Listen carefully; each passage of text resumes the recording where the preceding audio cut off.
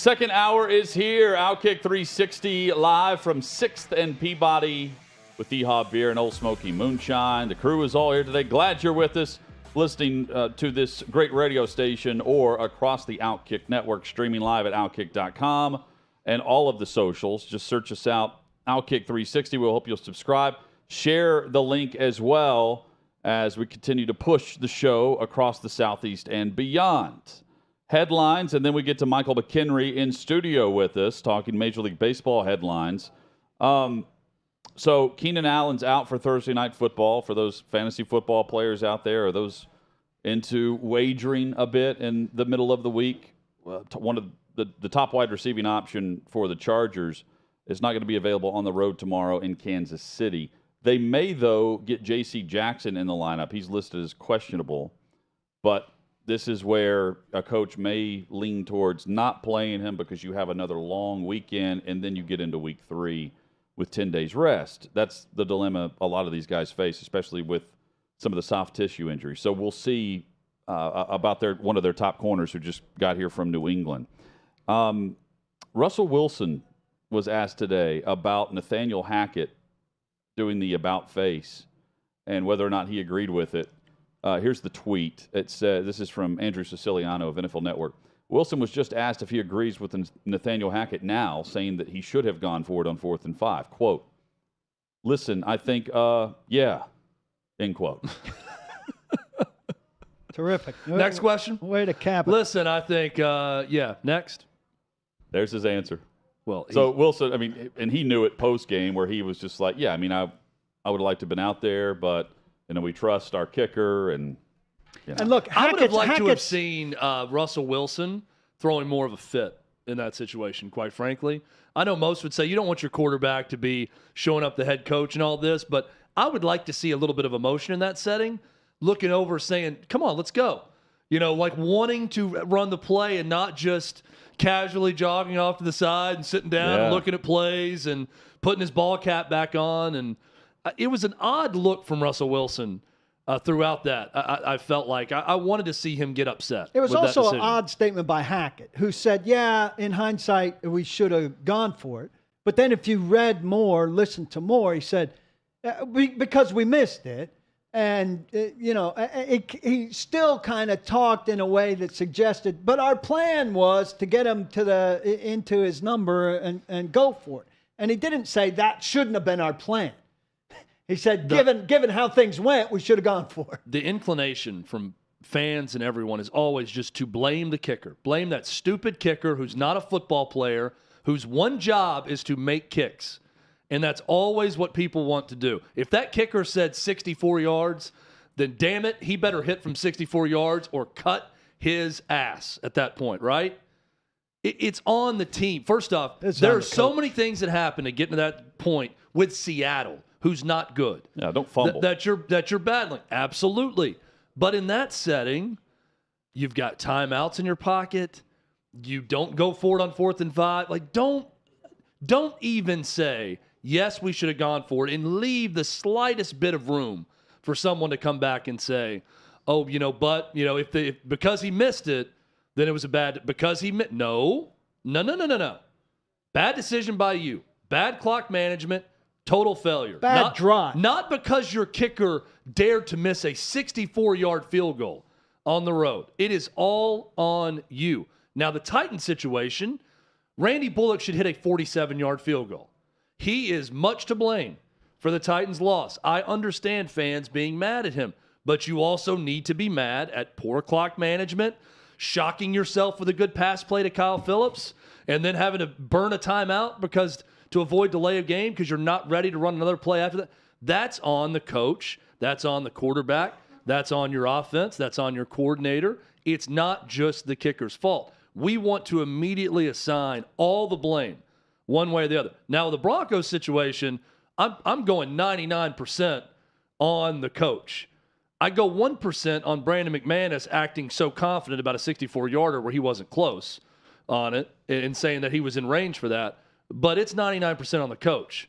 But when a game comes down to a kick, it's very easy just to say the stupid kicker messed it up when there's a lot of factors that lead to that. Well, you want to get more pissed off about Randy Bullock's miss and what Mike Vrabel did at the end of that game? This is from Mike Herndon at paulkuharsky.com.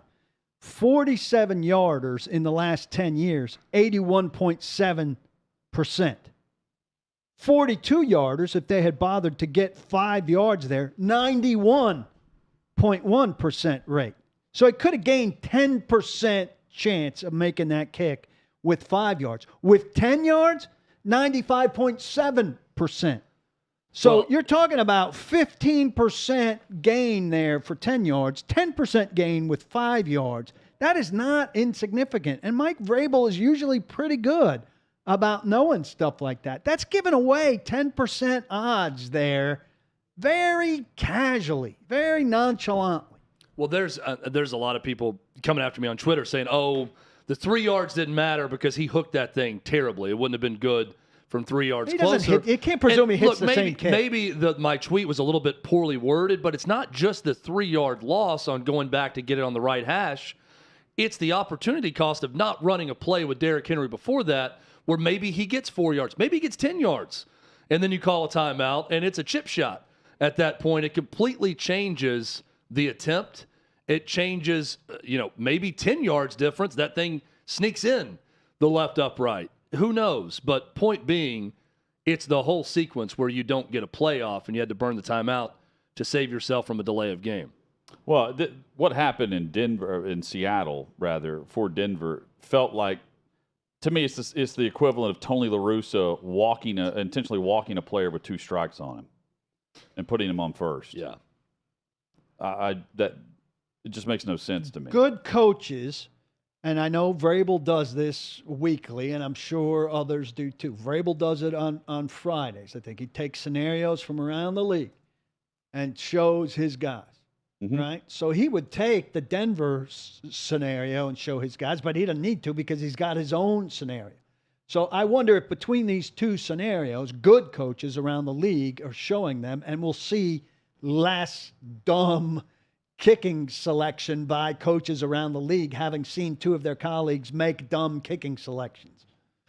It'll be interesting at the end of this coming weekend to see what kind of end-of-game kicking choices are made with long field goals. But, I mean, those change week to week. I think it's hard to make a definitive statement on, he's changed his mind on where the marker should be, because the field conditions change, the wind changes, the direction of the drive changes, especially in Buffalo, if we're going to tie in the Titans here. No, but or any, I mean, I don't both know. left some time on the clock when they could have gotten more yards. Are we going to see that again?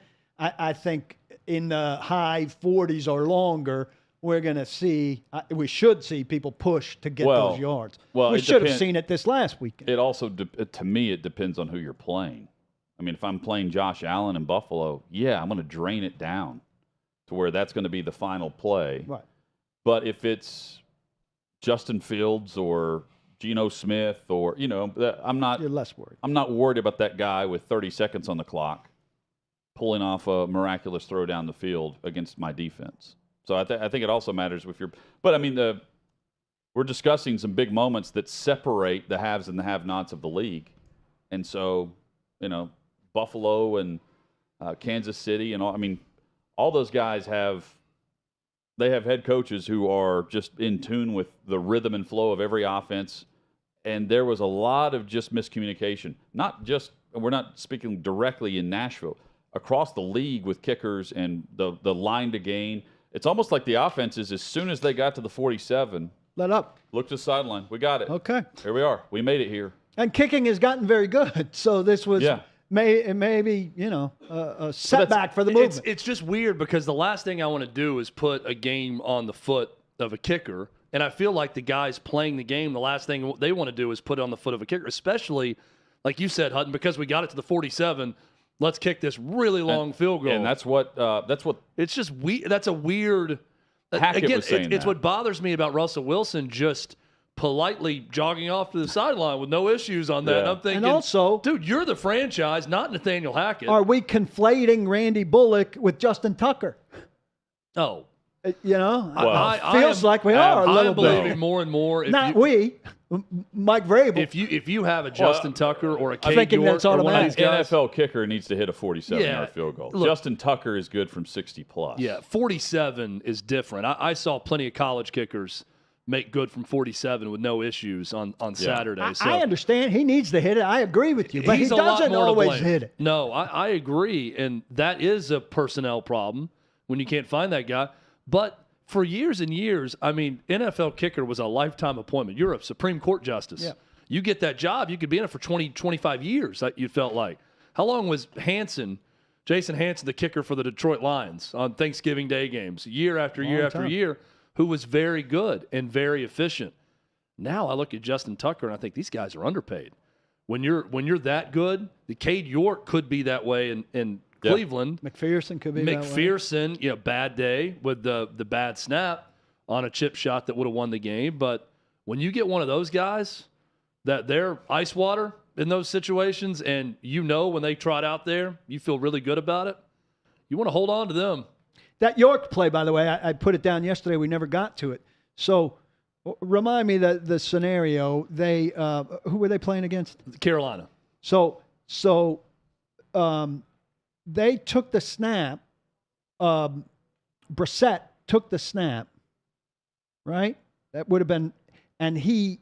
You had in the rundown. I don't know. Go ahead. He did not directly spike that ball. He kind of backed out a little bit and kind of pump faked a little bit and then spiked it. And Rule was saying on the sideline immediately that it should have been an incomplete pass. That's a very precise rule. You have to take the snap and immediately spike it. If you don't, it's supposed to be a grounding, and it would have been a 5-yard penalty at least there. That would have backed. We were talking about how that field goal would have been good from a lot longer. It should have had to have been good from a lot longer. The official even said in a pool report that admitted that he backed out a little bit, but we judged it to be okay. Well, the rule is very precise. You can't do anything except immediately spike the ball. They blew that call. That field goal should have been from further back. He may well have hit it because he had a ton of leg on it, but Carolina kind of got screwed on that last call. So I read this rule. I was reading a story about this, and the interpretation I read was a little bit different. And they acknowledged that it looked extremely odd because typically you snap it and you're immediately doing it, right? You're trying to stop the clock quickly. But it cannot be two motions. Like if you fake it, or you're intentionally standing with it and then try to do it, it's an intentional grounding.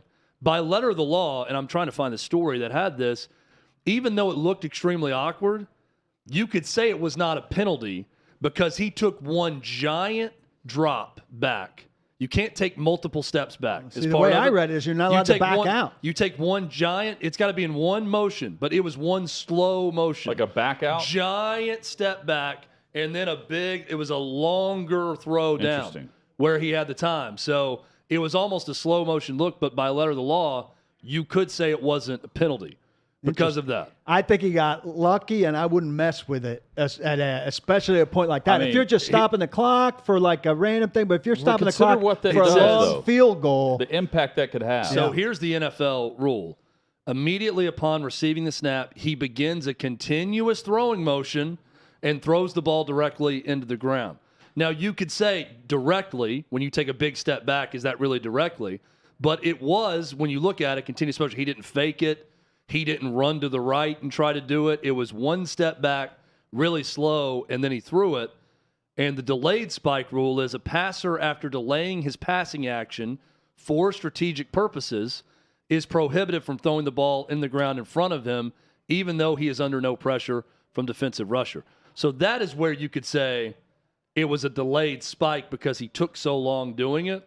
And in other words, that's a big there's call. some interpretation. There is a little bit more room for interpretation. They could have called it. They could have not called it. But by not calling it, consider what could happen just based on the result. Matt Rule's fighting for his life in Carolina. And this is a great example of a win that the Browns needed if they're going to have their playoff hopes alive whenever Deshaun Watson comes around. Yep. So, I mean, if you're just trying to go 500, this is a huge momentum push that direction off of that Off of one five missed yards. call or not, based on interpretation of someone not even involved in either organization. Yep. That's I want to go back and look at crazy. it now.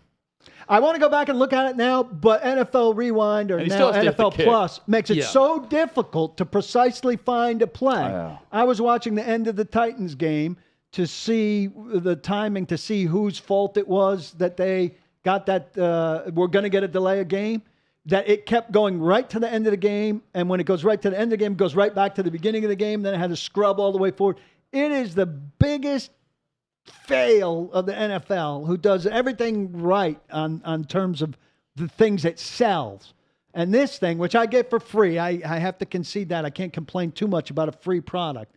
But it is so poorly designed. It could be so much better. One quick funny tweet before we get to our in-studio guest. This comes from Husk Guys, who's apparently has a Nebraska fan account. This is a great example of trolling with factual information that sets people on fire, and they're actually telling the truth. Breaking. Sources close to Lincoln, Nebraska have confirmed Urban Meyer will be on campus on Saturday. He's there with Big Noon Kickoff show. But people are retweeting this because it says breaking and sources like, oh, Urban Meyer is going to be talking to Nebraska about the head coaching job. Great job by whoever runs the Husk Guys account, which has 33,000 followers. It's a big Nebraska fan account. Michael McKenry joins us, former Major League catcher, now broadcaster with the Pirates. He will be in studio with us. We're going to go through the scenarios right now as we almost reach the October race for the playoffs. You've got Judge in pursuit of Maris's number. True last night. Pujols in pursuit of 700. A lot of storylines, rules changes, which I know Michael is not fond of. We get into all that straight ahead. First, though, DraftKings. Bet $5, get $200 instantly for all new DraftKings users. You've got to be 21 years or older. This is for first-time DraftKings Sportsbook customers only. Make a deposit of at least $5 in your Sportsbook account, then place a wager of at least $5 on NFL or college football games between now and the end of Week 2, the last kickoff of Week 2, which is September the 19th. By doing that, you'll receive $200 instantly in addition to any cash winnings from your original wager once it settles. And for tomorrow, for Thursday Night Football, Chargers-Chiefs, up 7 early win. Go up a touchdown and get paid immediately. Win your moneyline bet if your team leads by 7 points at any time of the game. Even if they lose the game, you win. You opt in, you place a pregame paid moneyline bet, and if your team leads by at least 7 points at any point, you win. It's all at DraftKings.com and through the DraftKings app. Hey, listen, if you missed my show, don't at me. I've got you covered. Take a look. You're saying we're doing, huh? Screw that. Screw your bike commission. Don't steal bikes. I don't care if you're black, brown, or white. Don't steal a freaking bike. And if you steal a bike and the owner comes on, I hope they beat the hell out of you. Man, oh man. Reporting stolen bikes is racist now. I don't know what to tell you, but my God, are we out of our ever-loving mind. I mean, we are insane in this country with this stuff. It's why I bought a gun. I'm sure it's not going to end well if I ever have to use it, probably for me. But if we're going to have a lawless society, then at least in my little house, I'm going to protect myself, my wife, my kids, period. Let's go to one of our all-time favorite dirtbags. I know you all love them, but let's check in, shall we? Just a little bit on Brett Favre. Can we check in on Brett Favre? Former governor helped Brett Favre get welfare funds for a volleyball stadium at his beloved Southern Miss, where, oh, by the way, Brett Favre's daughter plays. Now, what are we doing? Back in the day, Brett Favre had a fraud case against him. Now, though, there are text messages. Boy, text will kill you. Text and email will kill you. But Brett Favre, an investigative report revealed that former Mississippi Governor Phil Bryant helped former NFL quarterback Brett Favre obtain welfare funds in order to help build a new volleyball center. Join me, 9 to 11 Eastern Time at OutKick.com. Check out OutKick.com and never miss an episode of Tommy Lahren is Fearless. But if you did miss an episode, here's what you missed. We can mourn the queen and not the empire. Yeah, because sure. if you really think about what the monarchy was built on, it was built on the backs of black and brown people. She wore a crown with pillaged stones from India and Africa. And now what you're seeing, at least in the black communities that I'm a part of, they want reparations. So the Queen of England dies, and View loudmouth hack Sunny Hostin wants someone to pay up. Yeah, there you have it. Liberals are so disgusting, they will use the death of a beloved queen, a woman with more class and grace in her pinky finger than the hags of the View could ever fathom having in their entire bodies, to play the race card and make demands for reparations. Liberals gonna liberal. And yet it's we ultra mega Republicans who are deplorable? Yeah, sure. Yesterday was the 21st anniversary of the 9/11 terror attacks, the deadliest day on American soil since the Civil War. And as much as Ilhan Omar and her ilk would like to pass it off as a day where some people did something, it was in actuality a terror attack carried out by radical Muslim extremists. It was coordinated, it was motivated, it was tragic. Yesterday was also the anniversary of another September 11th. September 11th, 2012, the day we lost 4 Americans in Benghazi. Ambassador Chris Stevens, retired Navy SEAL Tyrone Woods, retired Navy SEAL Glenn Doherty, and diplomat Sean Smith. At any rate, yesterday, in remembrance of both September 11th tragedies, I tweeted this. I didn't mention Hillary. I didn't mention Obama. I didn't place blame for either attack on anyone, but yet, for some odd reason, the liberals sure did get pissed off. Are y'all confused? Tune in tomorrow at 7 p.m. Eastern on OutKick.com, where I sit down with Border Patrol agent Art Delcato to break down what's happening at our southern border.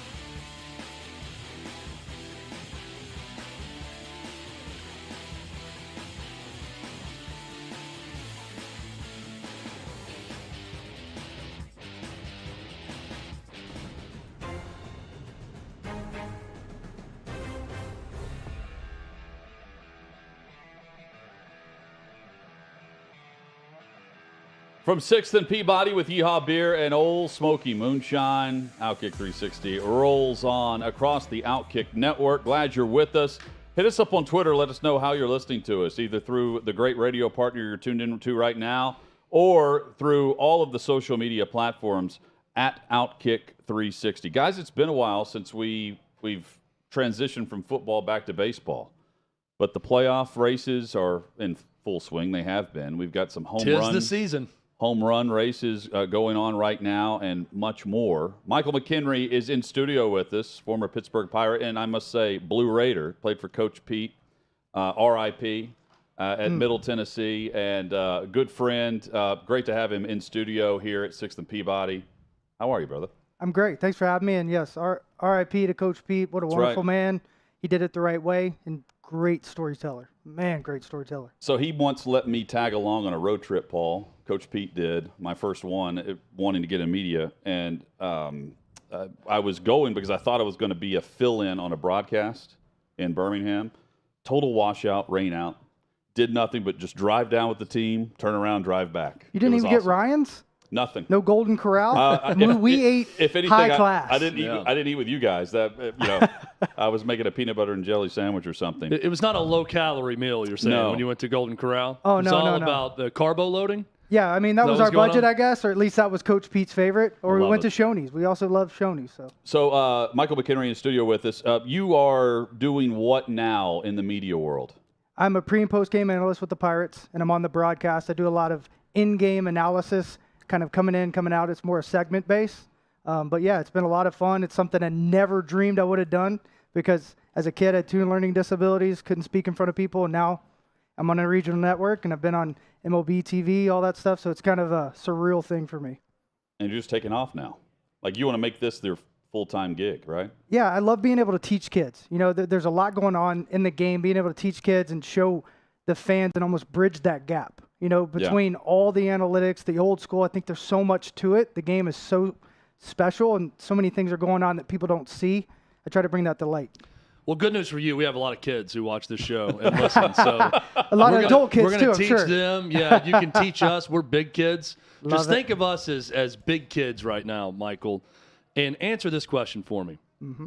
What is good about the rules changes coming to Major League Baseball? Let's start with the pitch clock, and then we'll get into the others. Well, first off, why change a business that has continued to grow? It's over a $7 billion business. Every team is worth over $1 billion, so they're kind of messing with fire, in my opinion. So first off, the pitch clock, it's worked in the minor leagues. I hate how they're going to put that rule enforcement in place. Ball strike, absolutely not. You got to do it with money. If you're going to change anything, you have to do it with money. You have to fine them. It's what they did back in 2014. I remember Troy Tulowitzki wrote a check for $180,000 to a charity and said, I'm never going to follow this rule. You got 2 chances to say, hey, 2 warnings, and then you had to pay a fine. He wrote that check, sent it off. It's his career. It's his decision, right? We get to the pinnacle of a game. We're pretty much brain surgeons when you come to think of, you know, being able to get there. I think there's 26,000 people that have made it to the major league. So here we are. Now they're changing things. Either make these old guys not have to do it, or, you know, slowly implement it through the minor leagues. And when everyone's kind of gone away, bring it in. But it's just not good to do right in the middle of a season. Same thing with the tacky stuff last year. You cannot do those things right in the middle of a season. Well, they're not going to do it in the middle of the season. They're going to do it at the start of the season. They're going to tell a pitcher, get the hell on the rubber and throw a damn pitch. What's wrong with that? It should be a hitter's clock.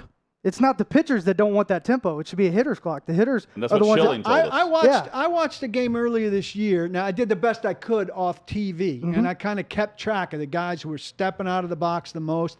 I think Velcro should be made illegal, honestly, because guys play with their Velcro a lot. But I didn't find that many guys who were stepping out that long. I thought it was more of a pitcher's problem than it was a hitter's problem, watching one game very specifically for that. It's also interesting, Michael, because Hutton referenced Curt Schilling. We had him on and asked him about this, and he said, quite frankly, if you need the pitch clock, you suck as a pitcher. And he said, and that was my experience throughout his playing career, was the guys who took the longest time typically aren't any good. And they're taking their time because they're not assertive and they don't know exactly what to do on the next pitch. But guys who are good don't take as much time. You're saying you see this more, though, as a hitter's problem than a pitcher's problem in the game. Yeah, I think there has to be a balance. You think about guys out on the mound, right?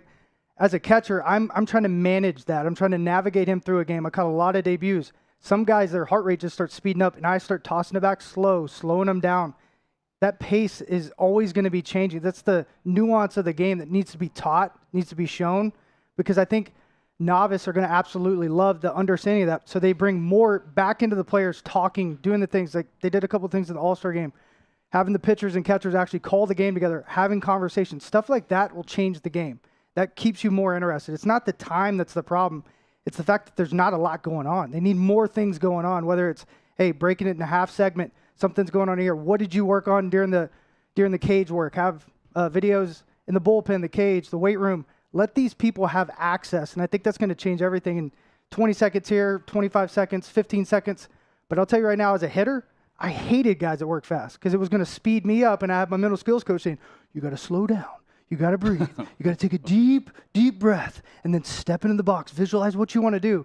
Well, that's not speeding the game up. So where's their clock, right? Like, where's their timing?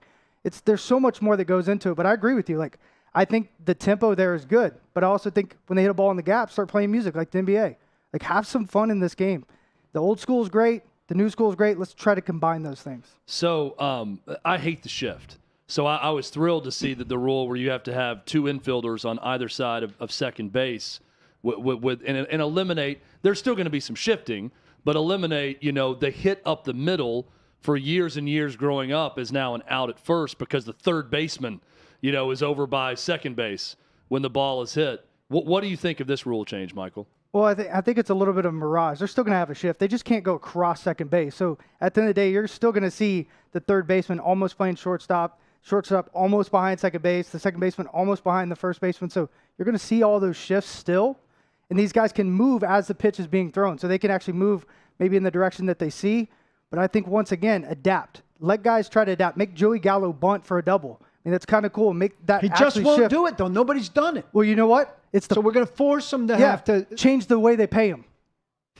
Change the way they pay him. I guarantee you'll snap it right back, right? Because if it wasn't just home runs and OPS that everyone's looking at, and when you go to arbitration, it's all that matters. Strikeouts, get on base, extra base hits, the OPS plus or whatever it's called.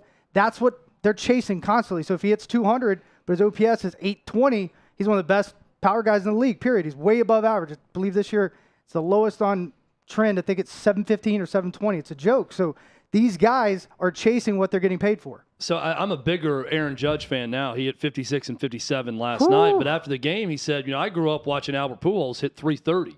And I'm more concerned with batting average.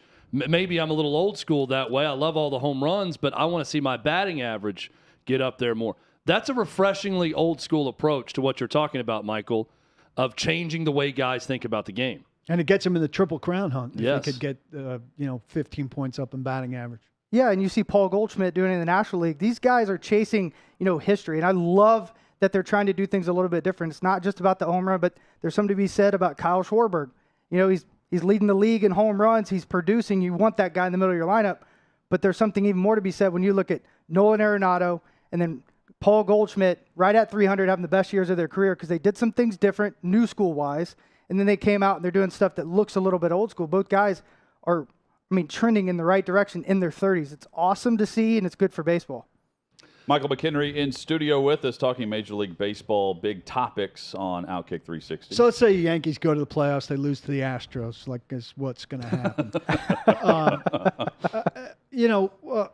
What should happen to Cashman and his hire of Boone, considering the fact that they're constantly in the playoffs, obviously, and do well enough there, but haven't delivered what New York fans expect since 2009, and they've had their jobs, Cashman for a quarter century.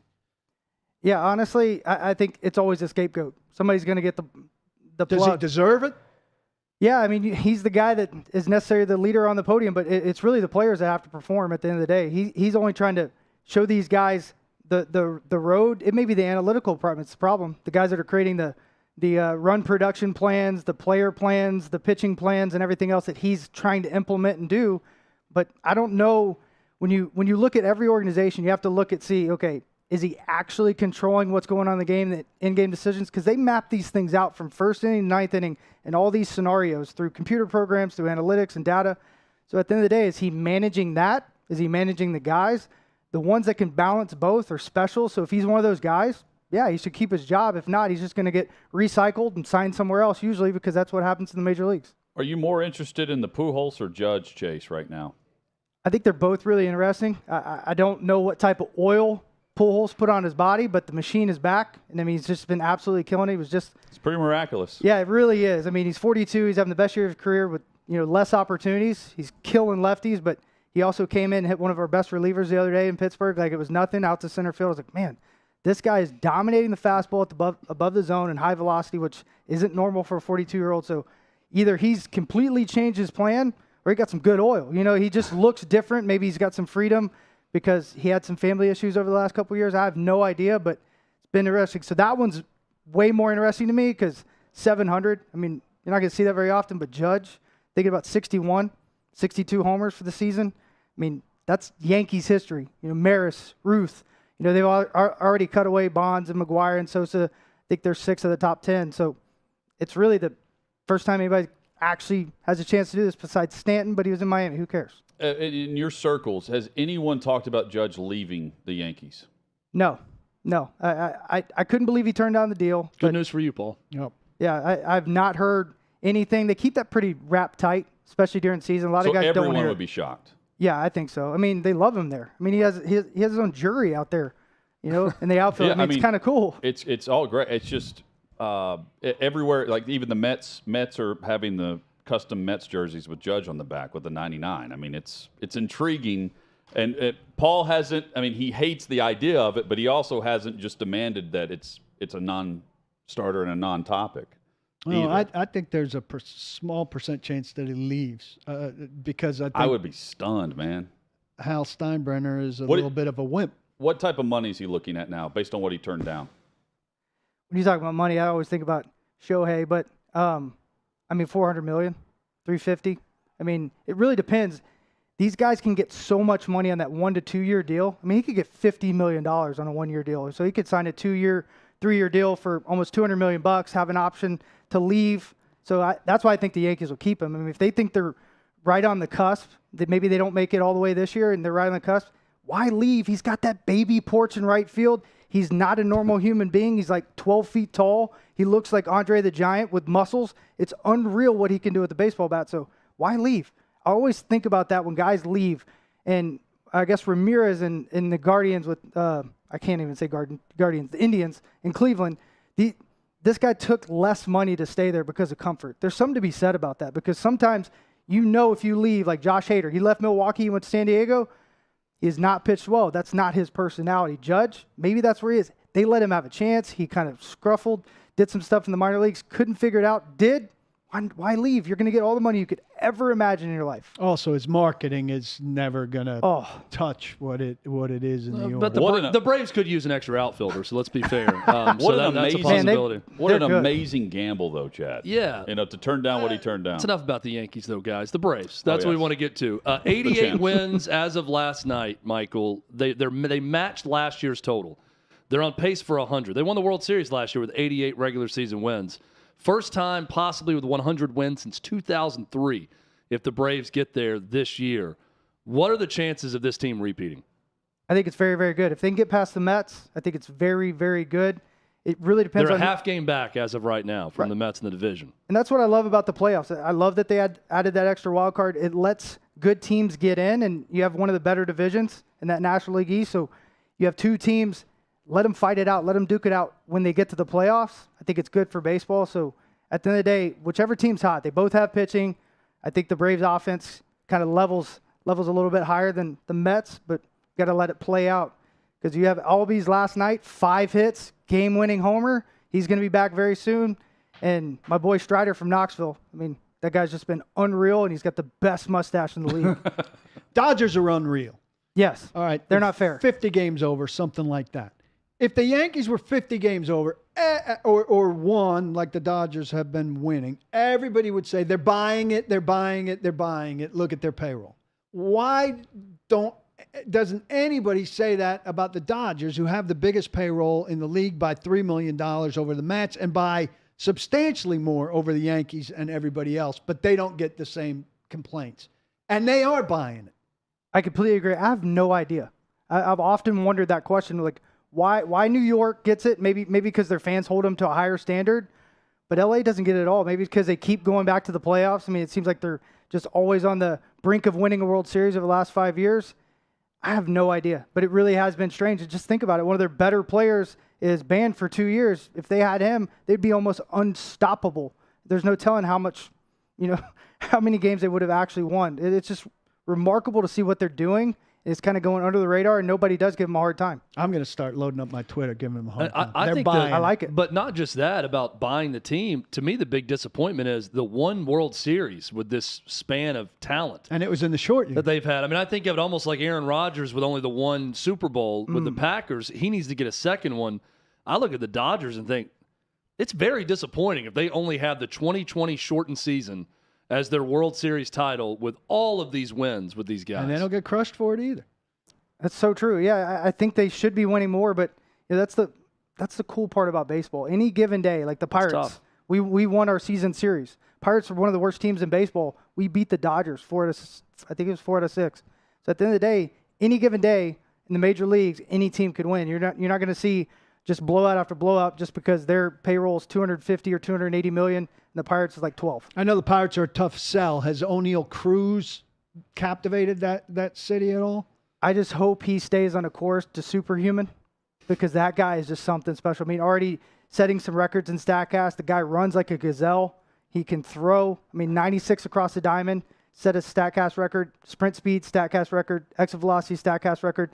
He should be popping balls in the Allegheny, which is right outside the right field fence, consistently. What he can do is just absolutely phenomenal, but you always got to be very slow to jump on these guys' bandwagon, because you never know. They could get hurt. They could maybe fall in love with themselves and not get to that next level, but he seems like he's making a good progression. He'll look good standing next to Judge in a team picture in 3 years. That's just not fair. Him, Stanton, Judge, come on. Boy,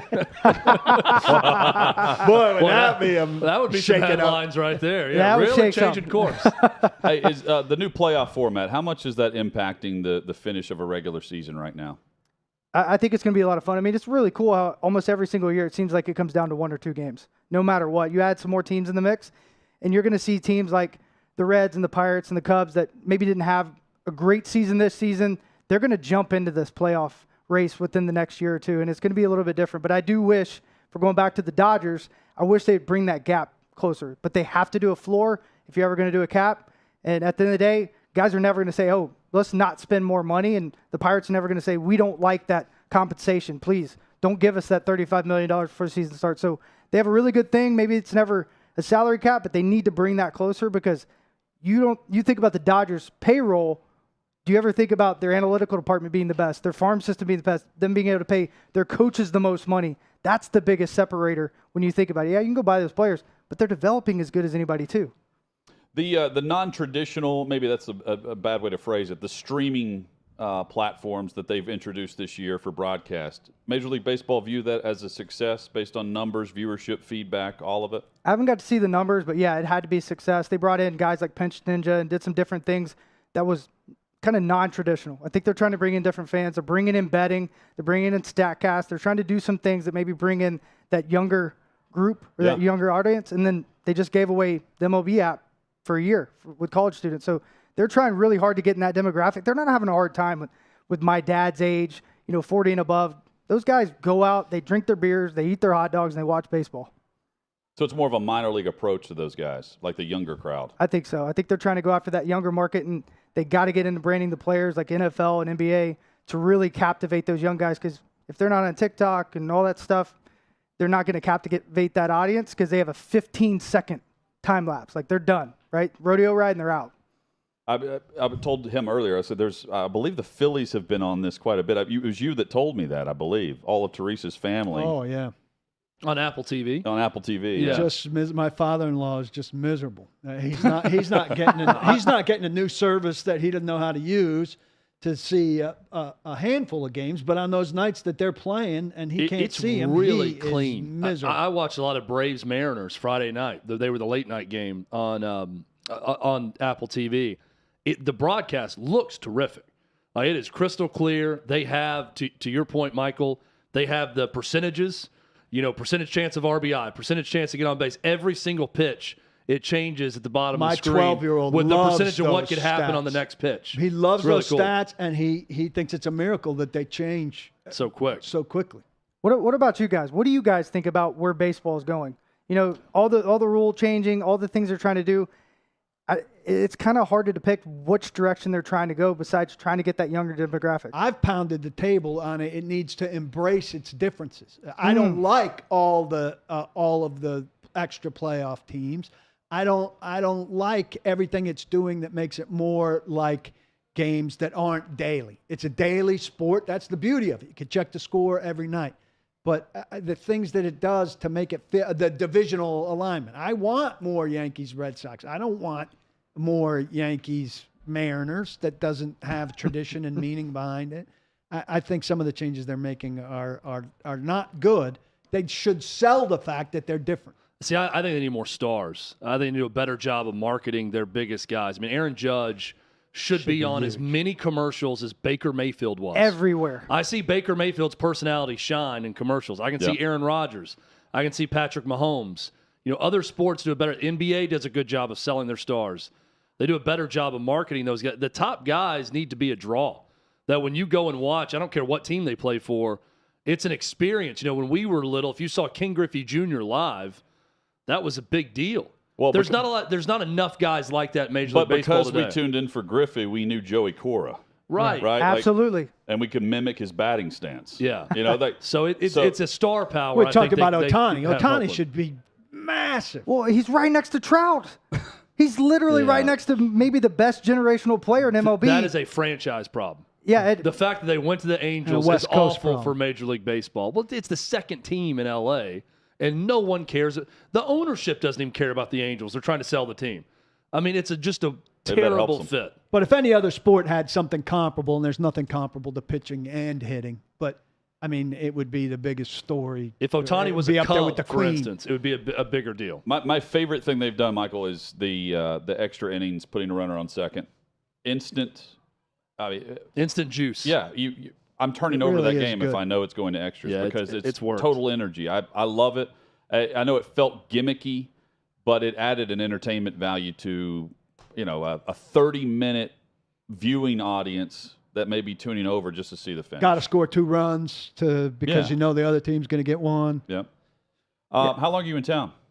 I'm actually leaving tonight. Go back up to Pittsburgh. So That's a greatest Quick turn. stadium. That's one of the best stadiums. it's beautiful, isn't it? If you've not been, you have to go. The backdrop's just phenomenal. I mean, it's a beautiful place. And I feel like we get the draw to go there. Isn't necessarily our fan base. It's people coming night in at to the ball game. Yeah, exactly. When Permani Brothers, Icy Light, and a seat behind the plate at a reasonable price. All right, where can we find you next on the broadcast in 30 seconds? AT&T Sportsnet, and who knows? Even better, he gave it to us in the 15-second sound clip. Just I like, try my best. Just like a 17-year-old would want on Instagram. That's right. The Fort has Kids been in love 'em. studio with us. Michael McKenry has been our guest. A lot of fun. But we hope to have you back in and back on the show as we preview the playoffs coming up, man. I'd love that. Appreciate you guys. Thanks Yeah. a lot. Thanks you. for stopping by. And big thanks to the guys here at Yeehaw and Old Smoky for making it happen for us. We are back. We'll wrap up the hour. And then Bobby Carpenter is just around the corner as well on OutKick 360. So this is a question I like to ask veterans. It's another opportunity to kind of shine a light on America, but also on the flip side of kind of and how some people are ungrateful. I think with young people my age and younger, they take a lot of things for granted, number one. And two, because to your previous point, life has been so easy, they don't seem to understand that things happened before them, but their lives were very difficult. And a lot of people paid a high price to be here. You're one of them. You know a lot of people who are one of them, and so on and so on. So when you hear young people trash America as a terrible country or a horrific place to live, what instinctually do you want to respond when you hear someone just acting like this is a terrible place? I have to keep my instincts in check. Quick story, true story. Right after getting back from Somalia, we were invited by the future mayor of New York, D.C., just a handful of us, to go to New York City and to lead the Veterans Day Parade in November. By the way, the future mayor of New York City was Rudy Giuliani. And Giuliani invited me and about 5 of the Rangers to show up and to start the Veterans Day Parade and to walk it down Fifth Avenue. And while we were in uniform and getting ready to stage at the start of the Veterans Day Parade, no exaggeration, we were accosted in the subway by people who were screaming at us and spitting on us and calling us baby killers. And all of this is because of what they saw in the news about Somalia. And my buddy next to me went berserk and almost killed somebody in the subway. And I had to grab him and remind him, he doesn't know, the guy that's assaulting you right now doesn't know what you've gone through and will never understand what you've gone through. Now, to my buddy, Tim Pringle, that didn't make it any better because he's being spit on and accosted in the subway in New York. But I also reminded him he doesn't have to know and he will never understand because he lives in a country where you have done for him what he didn't have to do for himself. And it doesn't make it any easier to deal with, but just remind yourself tonight, Tim, he doesn't know, he will never understand because you have done for him what he didn't have to do for himself. And when people make disparaging comments about America, when Americans make disparaging comments about America, I simply think to myself, you're just putting your ignorance on display. You don't know what you don't know, and you're broadcasting to the world what you don't know because you have never had to be in the shoes or the boots of the guys and gals that I served with.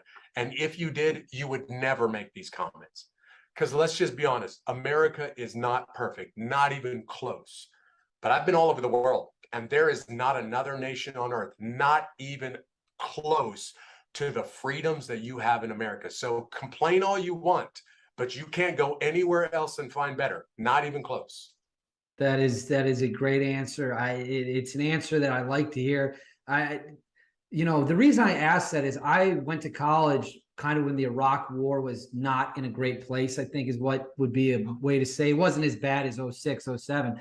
And I was a poli-sci guy, so I had classes with young people, and they talk about like American soldiers were over there like slaughtering kids or just stuff like that. I'm like, you guys have no idea what you're talking about. And not only that, you're saying those things from the air-conditioned campus of the University of Wisconsin. You're never going to get on a plane and fly over there, but you'll critique, you'll judge people you don't know, and that always drove me up the wall. And I feel like, unfortunately, that anti-American mindset seems to be getting more and more common.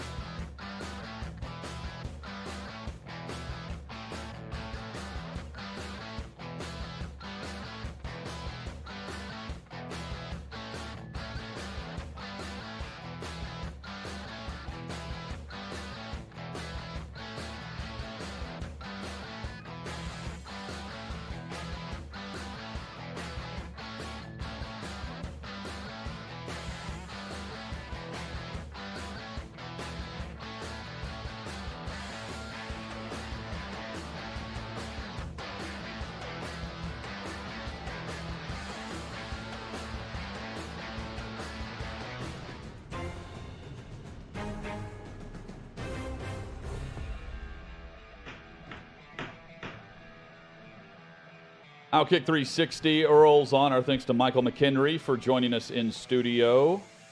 A little baseball talk. I am intrigued by the Pujols thing. The Did chase you for see 700, which came out of nowhere based on how he was playing last year. Max Kellerman Had to suggested apologize. that Pujols had found the fountain of youth. And I mean, I've joked about it. And yeah, I don't Well, he know kinda that his joked was about it, much too. worse than yours. No, he And said, like, had, whatever that bartender's yeah. serving him, serve me up some, too, is kind of what he said. And then he got lit up on social media. And I don't think that's why he had to apologize. I think Major League Baseball and Pujols pressured. Pujols tweeted something about the clip. And then I think the next day, ESPN made him apologize. Yeah, I think it's a baseball But it's also- MLB partnership issue.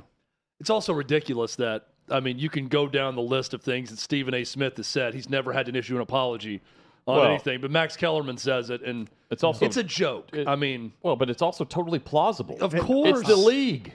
Yes. The Major League Baseball owns the company that makes the ball that they're using. Like, well, he's talking about. Oh, I know. Roids, but we know that era, and they've already admitted that they've implemented 2 different baseballs in the middle of a season before. So that's totally fair to bring that up out of nowhere. Here he is chasing 700 when he was awful a year ago. And he's not even 42. He's probably more like 47. I think it's ridiculous that he had to apologize. I think it's kind of ridiculous that Albert Pujols even cares if someone's joking about that. I mean, come on. Thicker skin. Yeah, Hutton, you nailed it. It's part of the history of the game. I mean, it's no longer something hidden, in some Andrestein or whatever it was in the background of Mark McGuire's the clean and the clear clubhouse. I mean, come on. Oh. There are people who probably, wonder about Judge. Yeah. All rise. Headlines next on OutKick 360. I'm not one of them. I'm not complaining about roids.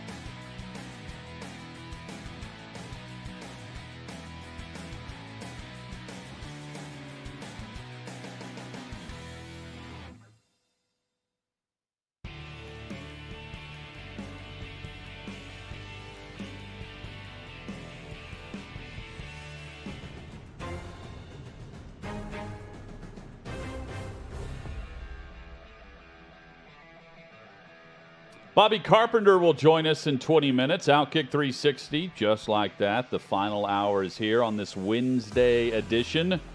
We're going to discuss some college football with Bobby and in just a moment with Chad. NFL injury reports you need to know about. J.K. Dobbins, full participant in practice today with the Baltimore Ravens. He is on track to play this weekend against the Miami Dolphins. That is certainly great news for their offense. And they threw it a ton last week, Baltimore did, in part because I think they trust the passing game right now more than they do the run game with the Baltimore offense, which is saying something. There are 5 of the 7 wide receivers on the active roster for Tampa Bay who are on the injury report to begin the week. 5 of their 7 active receivers. That's another one to watch. And Broncos, they've placed safety Justin Simmons on injured reserve, so he's out at least 4 weeks, maybe a bit more than that, but they lose one of the top defenders on their roster. A couple of other notes. Marlon Mack is signing with the 49ers. And or without Elijah Mitchell. Yeah, Elijah Mitchell's on injured reserve. And Rodrigo Blankenship went unclaimed, Colts kicker, so now he's free to go and try out anywhere. That will likely, that news will surface next Tuesday about where his visits will be taking place. Alan Lazard also back in action for the Packers.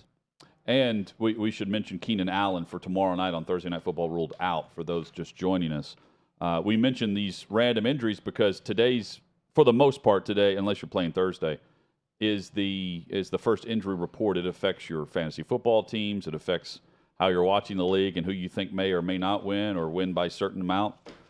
Keep in mind, it changes daily, but the ones where you're completely not practicing, chances are they're not playing this weekend. Here are the Bucs injury report. So Brady's there. He just had a day off today. Fournette's battling a hamstring injury, but he was limited. We don't know how much. Here are their wide receivers. Russell Gage and Chris Godwin with a hamstring.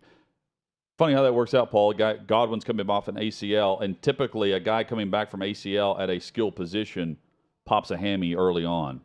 Julio Jones is on the injury report with a knee issue. He did not practice. Brashad Perriman also with a knee problem. And then they have Donovan Smith and Tristan Wirfs still battling injuries on their offensive line. But they're 1-0. They're 1-0. They traveled to New Orleans this weekend to play the Saints. To play a team that's had their number. Chad, OutKick.com is where you can find the column where Withrow wrote about Nebraska and the job they are now trying to fill. That Scott Frost has been fired and paid handsomely to leave early. Your overall thoughts of what Nebraska is up against right now and who they're seeking? I think Nebraska is at the point of an existential crisis right now with who they are as a program. And there is a lot of despair, and I get it. I mean, Scott Frost was the hot name. He was a national coach of the year. Everyone wanted him. He was interviewing at Florida and other places. You were able to get him to come back home after an undefeated season at Central Florida. So there's a lot of thinking about, okay, if not Frost, then who could possibly lead this program back to any level of prominence? And I understand some of that, but here's what Nebraska fans and everyone needs to understand. You don't play in the Big Ten East. You play in the Big Ten West. Let's start there. Let's start with competition. Iowa has a water pistol offense in a machine gun world. Wisconsin just lost to Washington State at home. Very beatable. Minnesota is coached by a used car salesman in P.J. Fleck. Don't think that's going to last for long. It's a winnable division still. They're not going to win it this year, and they have drastically underperformed in that division. But you're not going up against Ohio State, Penn State, Michigan, Michigan State within your division. So it's a winnable division for Nebraska. You've got a great fan base. You've got 380 some odd straight home sellouts. It's gone on for years and years. You've got a brand new $100 and some million facility coming in for football also. Facilities are good. Fan base is good. You're not in that ideal spot for talent around you, But there are other places who have done well bringing in talent that way. And again, you don't have to bring in the absolute best talent in college football to be relevant within the Big Ten West. Let's also give a quick review of the program. Go ahead, Hutton. Let me jump in. Yeah. What happens when the Bruins and Trojans join to that scenario? Well, we'll have to see if they go into quads, if they have like a West and they're in there with USC and UCLA, that's going to be a problem.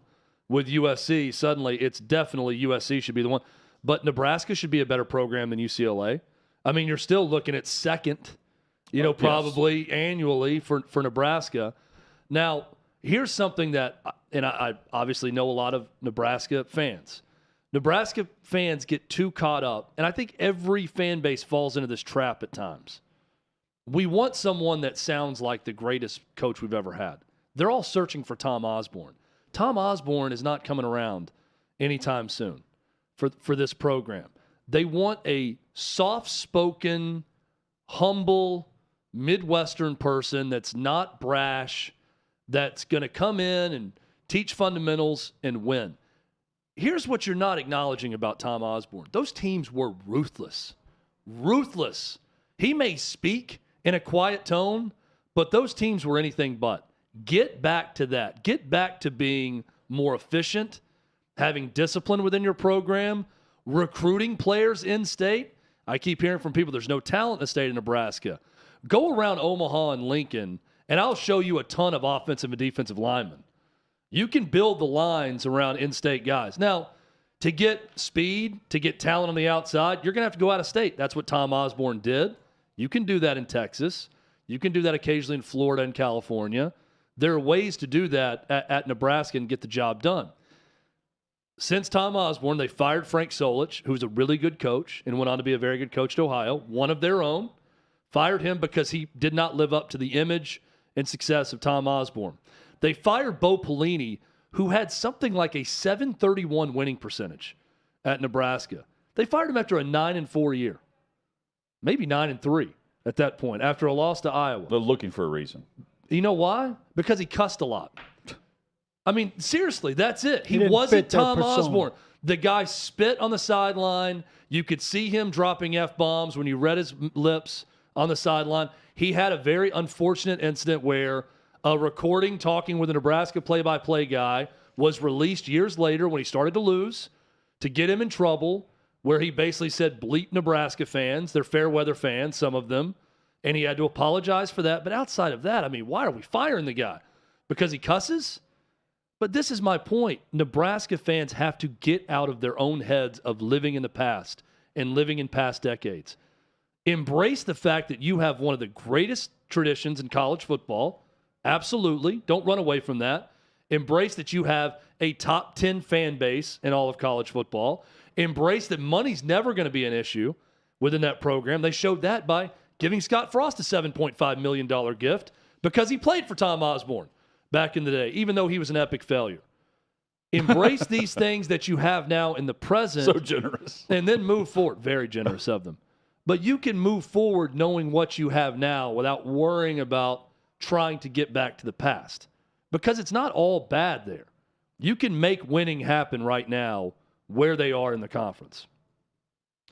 I think you're dead on there. I think yesterday when we talked to Barrett, I thought his point was good too. You have to think, are you good enough for the candidate? Not is the candidate good enough for you? And that relates to this self-awareness that I think we all know they need to have, but I think we probably all know they're not going to have. Well, so he said Troy Calhoun was his pick at Air Force. I don't hate that. I mean, Troy Calhoun's a good coach. He would come in and run a disciplined program. You would bring back the option. I think Jeff Monken at Army would be a good coach too. I'm not saying that there are things you could do at Nebraska in bringing back the option that would be very effective. They would suddenly be the top triple option for every high school player in America if you did that. But you don't have to do that. Yeah. Just bring in a good football coach. Lance Leipold at Kansas. Dude won first off, he was an assistant at Nebraska. He's from the area in 01 to 03. Coached at Nebraska Omaha, won. Coached at Wisconsin Whitewater. Won 6 national titles in Division III. Got Buffalo to a top 25 ranking. He's winning at Kansas.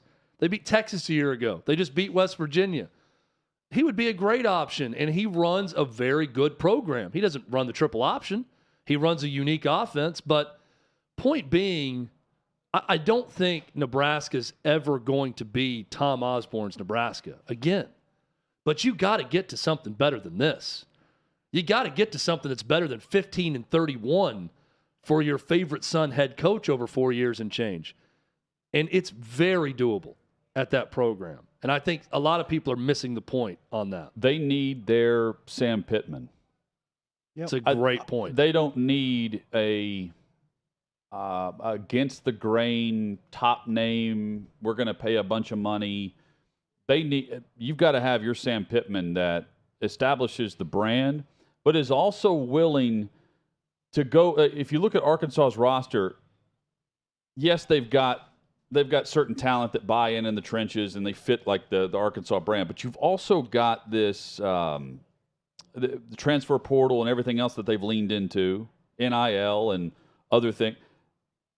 Can Nebraska do that? Can they say, you know what, instead of having the homegrown talent, can we do the rent-a-player and get better fast? Are they willing to do that? Because I think they did that this offseason. I think under that's how Frost. They brought in a lot of transfers. You really got to lean into that because I think that's how you can catch up, not with the top and cream of the crop of the conference, The right guys. but you become like where Stoops is a bad example now at Kentucky because he's been there a decade, but you become where Kentucky was 5 years ago, where every so often you're scratching and clawing for third in the East, right? Like that's goal number one. It's also another good example. Find your Mark Stoops. Yeah. You know, I mean, that could be a coordinator somewhere right now, but a guy who's going to be a program, not just builder, but sustainer. That's going to get there and not want to leave. And again, money's clearly not an option. I agree. And I wrote about this at OutKick.com, but they basically just put out a bat signal to every coach to go and try to get a raise from their current job because they paid $7.5 million extra 19 days early before they could get away with that with Scott Frost. That's signaling to everyone, hey, they're going to pay top dollar. So someone's going to get a big raise, either from their current school or from Nebraska. It hasn't come up in this round of discussion, but it came up when Nebraska had its first fall that it's not an appealing place for kids anymore. Barrett again mentioned it yesterday. You know, kids today don't know anything about Bama's glory days. About Nebraska's. Yeah. Sorry. Yeah, they know plenty about Bama's. They know all days. about it. No issues there. Don't know much about Nebraska's glory days, and for a long time when that started to happen, we also said, you know, kids are going more, and it's not the case with Ohio State and Michigan certainly, but sunshine is a bigger factor than it used to be, and I think people picture Nebraska as a gloomy place. Well, in the middle of nowhere. So is Michigan. Yeah. So is Michigan, but Michigan's Michigan, and Nebraska's not Nebraska Michigan anymore. State's not Michigan, and they're paying their coach $9.5. Yeah. But you get my point. There are fewer of those. Yeah. And more. But we're talking. But here's where I agree. But here's where it's different. They're in one of the two power conferences now. Yeah. A lot of these other schools are not in.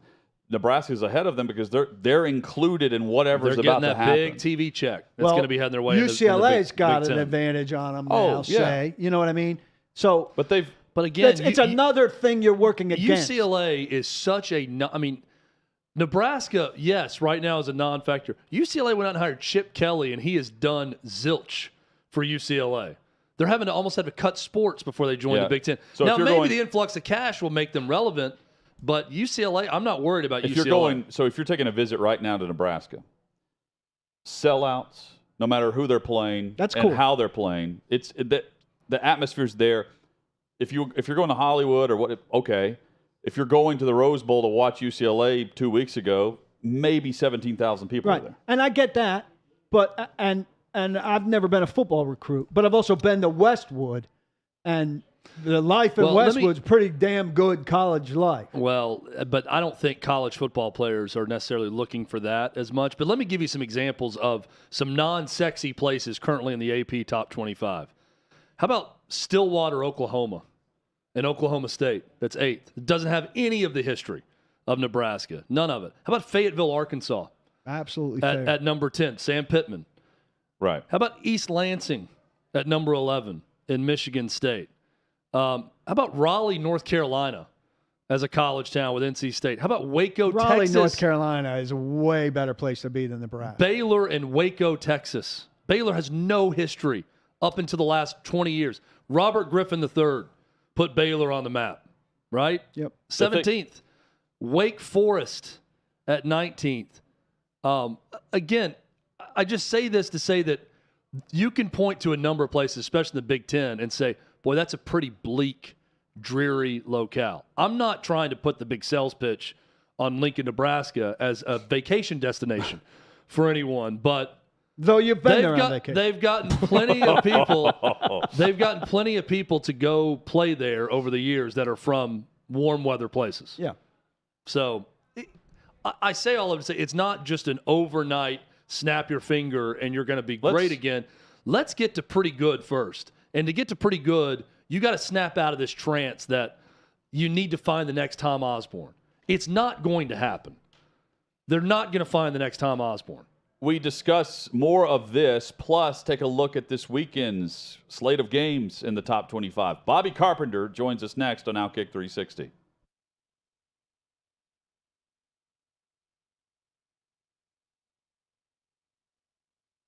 Hey, listen, if you missed my show, don't at me. I've got you covered. Take a look. You're saying we're doing, huh? Screw that. Screw your bike commission. Don't steal bikes. I don't care if you're black, brown, or white. Don't steal a freaking bike. And if you steal a bike and the owner comes on, I hope they beat the hell out of you. Man, oh man. Reporting stolen bikes is racist now. I don't know what to tell you, but my God, are we out of our ever-loving mind? I mean, we are insane in this country with this stuff. It's why I bought a gun. I'm sure it's not going to end well if I ever have to use it, probably for me. But if we're going to have a lawless society, then at least in my little house, I'm going to protect myself, my wife, my kids, period. Let's go to one of our all-time favorite dirtbags. I know you all love him, but let's check in, shall we? Just a little bit on Brett Favre. Can we check in on Brett Favre? Former governor helped Brett Favre get welfare funds for a volleyball stadium at his beloved Southern Miss, where, oh, by the way, Brett Favre's daughter plays. Now, what are we doing? Back in the day, Brett Favre had a fraud case against him. Now, though, there are text messages. Boy, text will kill you. Text and email will kill you. But Brett Favre, an investigative report revealed that former Mississippi Governor Phil Bryant helped former NFL quarterback Brett Favre obtain welfare funds in order to help build a new volleyball center. Join me, 9 to 11 Eastern Time at OutKick.com. Check out OutKick.com and never miss an episode of Tommy Lahren is Fearless. But if you did miss an episode, here's what you missed. We can mourn the queen and not the empire. Yeah, Because sure. if you really think about what the monarchy was built on, it was built on the backs of black and brown people. She wore a crown with pillaged stones from India and Africa. And now what you're seeing, at least in the black communities that I'm a part of, they want reparations. So the Queen of England dies, and View loudmouth hack Sunny Hostin wants someone to pay up. Yeah, there you have it. Liberals are so disgusting, they will use the death of a beloved queen, a woman with more class and grace in her pinky finger than the hags of the View could ever fathom having in their entire bodies, to play the race card and make demands for reparations. Liberals gonna liberal. And yet it's we ultra mega Republicans who are deplorable? Yeah, sure. Yesterday was the 21st anniversary of the 9/11 terror attacks, the deadliest day on American soil since the Civil War. And as much as Ilhan Omar and her ilk would like to pass it off as a day where some people did something, it was in actuality a terror attack carried out by radical Muslim extremists. It was coordinated, it was motivated, it was tragic. Yesterday was also the anniversary of another September 11th. September 11th, 2012, the day we lost 4 Americans in Benghazi. Ambassador Chris Stevens, retired Navy SEAL Tyrone Woods, retired Navy SEAL Glenn Doherty, and diplomat Sean Smith. At any rate, yesterday, in remembrance of both September 11th tragedies, I tweeted this. I didn't mention Hillary. I didn't mention Obama. I didn't place blame for either attack on anyone, but yet, for some odd reason, the liberals sure did get pissed off. Are y'all confused? Tune in tomorrow at 7 p.m. Eastern on OutKick.com, where I sit down with Border Patrol agent Art Delcato to break down what's happening at our southern border.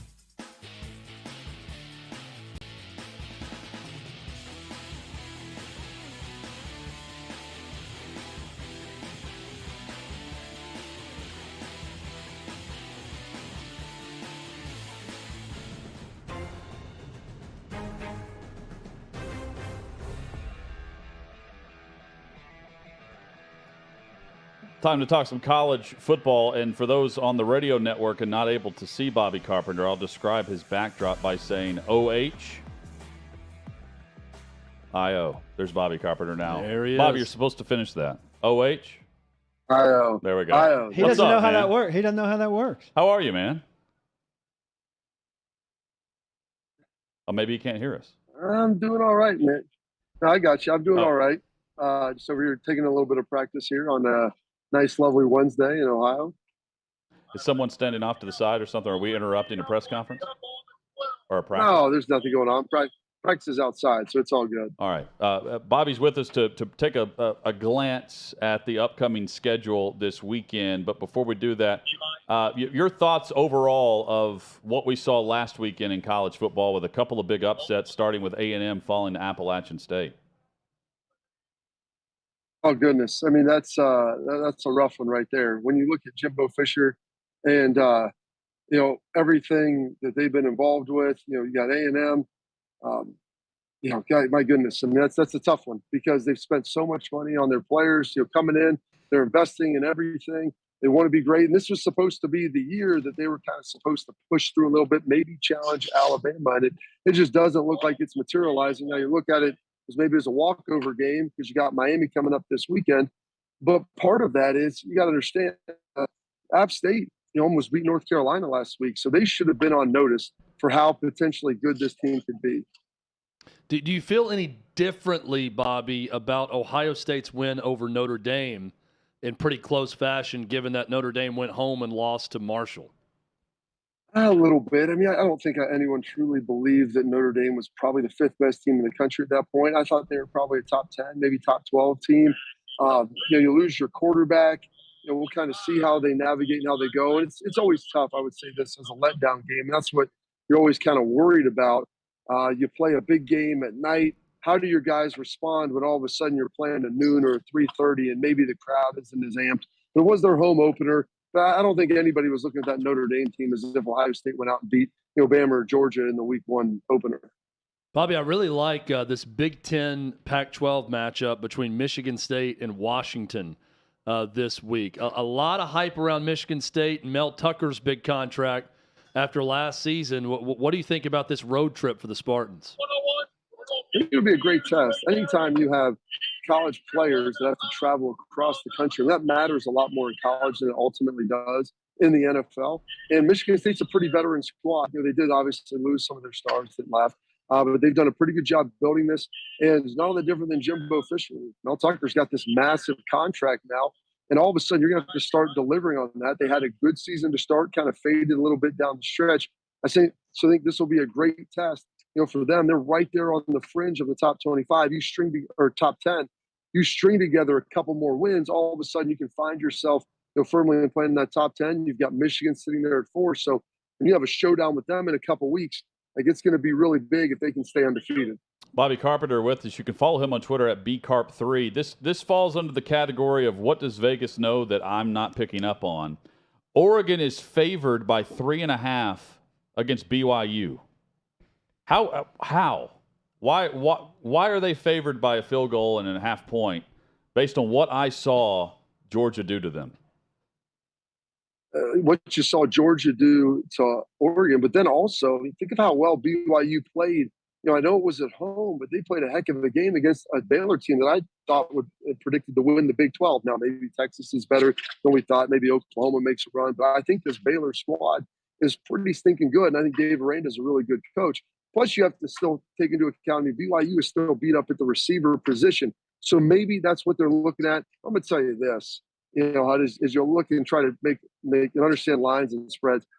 People in Vegas had the over-under for the Iowa State game at 41.5 points. That thing didn't crack 20. Anybody that took the over right there was as foolish as you were going to find. So there are spreads in college football that do not make sense. It's not quite as good as the NFL when it comes to making lines. What might you have expected out of Texas if Ewers didn't get hurt in the game against Alabama?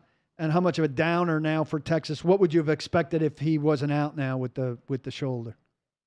Well, the one thing about Quinn Ewers, he should just be a freshman now as far as age goes. I talked about this with Jacob Hester on XM last week. My concern with him, he can spin the ball fine. How well he reads defenses, we would figure that out. But he's not a big guy, and he's only truly would be a true freshman now if he wouldn't have reclassified. So I was worried about him getting banged up if he takes shots. And so I thought probably at some point this year he may miss time just due to the fact that he's not a very physically mature kid. Card came in, played well. I think this Texas team with Al Stark, I was wrong about it. I did not think that game would be close. I think Texas is a lot better than what we think. They're a lot tougher, guys. I mean, you watch that game, that is a different Texas team on the lines that we've seen, on the defensive side of the football that we've seen. They have an attitude. They've got a little mentality. Now, albeit it was at home, it was hot. It was a pretty good environment. But Bama's used to that. They get good, big shots from people in the SEC all the time. So it shouldn't have been different for them. And so I think Texas, I think that they might be a 9-10 win team this year. And that's with the loss to Alabama. So I'm very high on them coming off of that. They just have to be careful now, not to have that letdown like Notre Dame did. You pour so much into a game emotionally to try to win it. You feel like you have a good shot. You end up losing it. It's going to be tough that next week to kind of bounce back and ultimately respond. So that can be a little bit of the difficulty. And then I think as well, guys, not that Bama's bad, but I do think that there are some issues there that they have to find a way to get resolved that are kind of uncharacteristic of a Nick Saban coach team. Yeah, very undisciplined last year and now in this game also. Bobby Carpenter on with us talking some college football and OutKick 360. Bobby, I can't think of a game with two coaches going head-to-head where each coach seemingly is under a ton of pressure.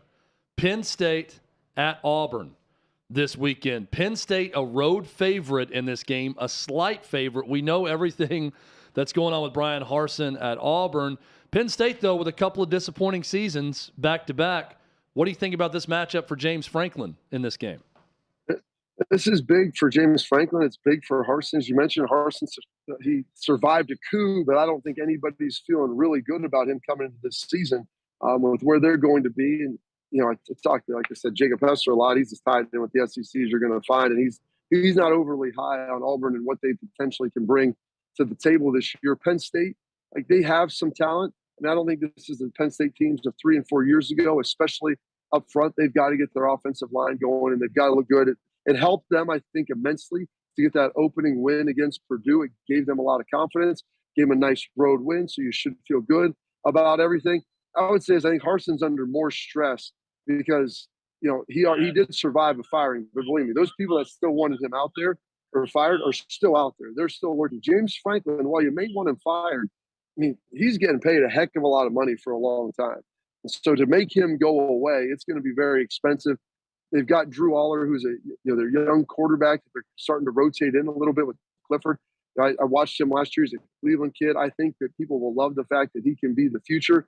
As Penn State, they just got to get the offensive line going because that's kind of been their area of weakness over the last couple of years. If they can get that going, I think that they should be able to get a win. And honestly, like anytime you can get a road win against a Power 5 team that's historically pretty good in a pretty rough environment, like you've got to be able to take that. So this is going to be a big game for both of those coaches. But I think it's more critical in the immediate term for Brian Harsin to be able to come away with the win and maybe get some momentum down in Auburn, Alabama. Bobby, I don't know how much you've seen of Miami. I admittedly have not to this point, but I will this weekend when they travel to College Station to take on A&M, and what's a big stretch for A&M. But from Miami's standpoint, from what you've seen or observed or heard, how good is Van Dyke at quarterback, and is this the true litmus test this weekend?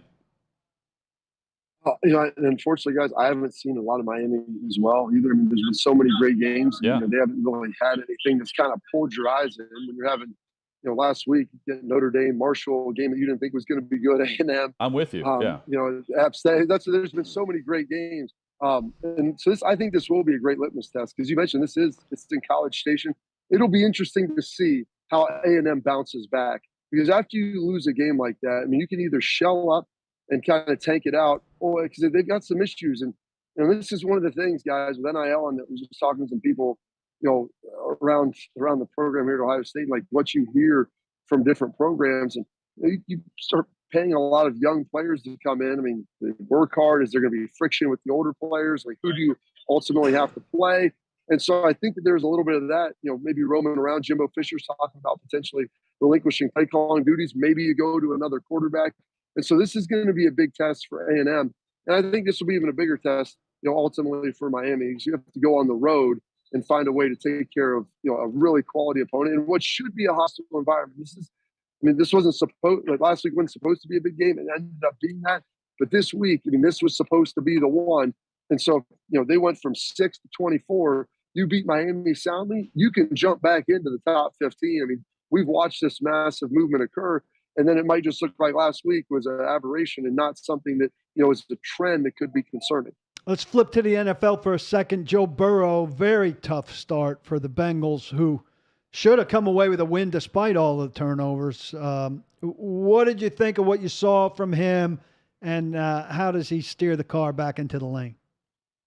Well, he didn't play all that bad. You sit there and watch the game. I know he had a lot of turnovers. I think he was sacked 6 or 7 times.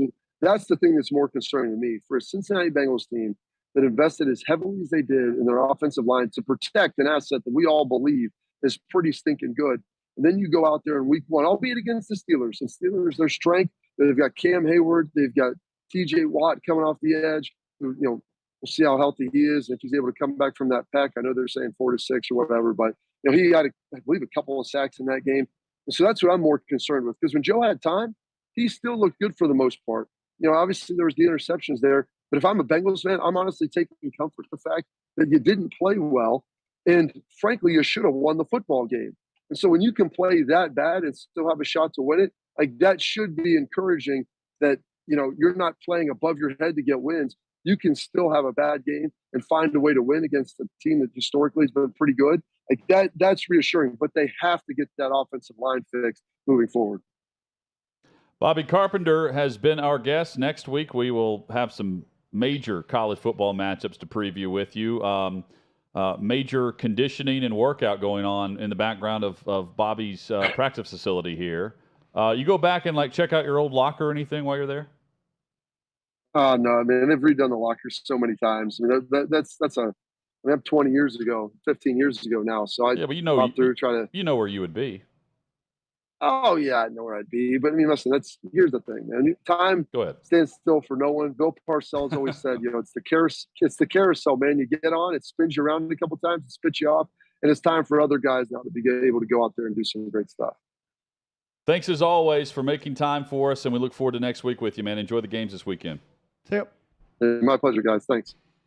I was half expecting Bobby to tell us this is actually my personal workout area. This is my private gym at home. It's my backyard, guys. This is connected to my home. This is not Ohio State's facility. This is my backyard. We make it look a little like Ohio State because I have some affection for the place. We've had plenty of great backdrops from Bobby recently. Yeah. From the lake to Ohio State. Shirtless Bobby. We've seen shirtless Bobby at the lake.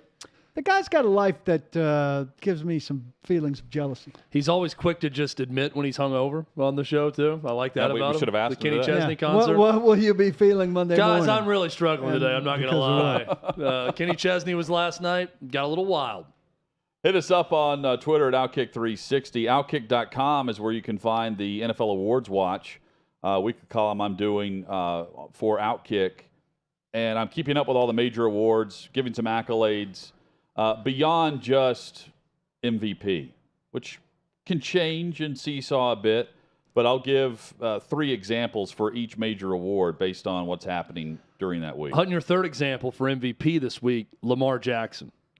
And not because of his legs in this first game of the season. Threw a couple beauties. His arm, all 3 of his touchdown passes were deep passes. They didn't run all that much if you look at their game plan, because I don't think they trust their run game right now based on the injuries. J.K. Dobbins is coming back. That's going to help that.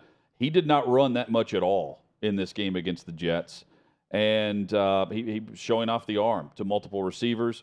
They've got great tight end play there, of course. I put him in contention, along with Patrick Mahomes, who was outstanding. 5 touchdown passes, 370 yards. He threw only 9 incompletions on 39 attempts this past week against Arizona. But Josh Allen is my MVP favorite. It was prior to the season. He remains there based on what he did and the offense did. He threw 2 picks, but he also had 3 touchdown passes and manufactured the blowout win against L.A. on national TV. To me, he sits atop the MVP throne after week 1. I think you're on target there. I think keywords regarding Lamar Jackson at this stage, after week 1, were against the Jets. Well, against the Jets, but here's why I put him in there. To me, psychologically, when you turn down $133 million guaranteed. You got to come out and show. Yeah, we're seeing that from Judge, right? Yep.